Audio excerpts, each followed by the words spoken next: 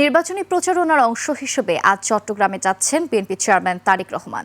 গুলশানে বিএনপির কেন্দ্রীয় নির্বাচন পরিচালনা কার্যালয়ে এক প্রেস ব্রিফিংয়ে এই তথ্য জানান দলের চেয়ারম্যানের উপদেষ্টা মাহাতি আমিন। তিনি বলেন, সফরের শুরুতে তিনি আজ রাত 7:35 ঢাকা থেকে বিমানযোগে চট্টগ্রাম পৌঁছে সেখানেই রাত্রি যাপন করবেন। এরপর আগামীকাল 25 জানুয়ারি সকাল 9:30টায় স্থানীয় একটি হোটেলে বিভিন্ন বিশ্ববিদ্যালয়ের 300 জন শিক্ষার্থীদের নিয়ে ইউথ পলিসি টকে অংশ নেবেন।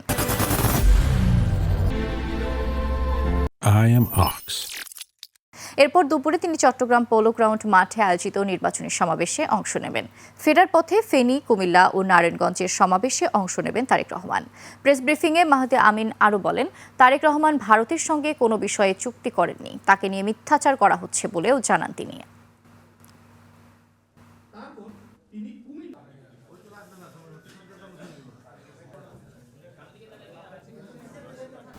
তিনি একটি মিডিয়ার কথা বলেছেন, স্বাভাবিকভাবেই তার সপক্ষে তিনি কোনো প্রমাণ উপস্থাপন করতে পারেননি, কোনো প্রমাণ উপস্থাপন করতে পারবেনও না।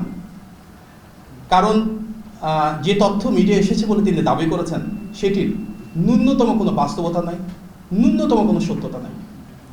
তাহলে কি আমরা বলতে পারি যে বিতর্ক তৈরি করার জন্য এটি একটি রাজনৈতিক অপকৌশল?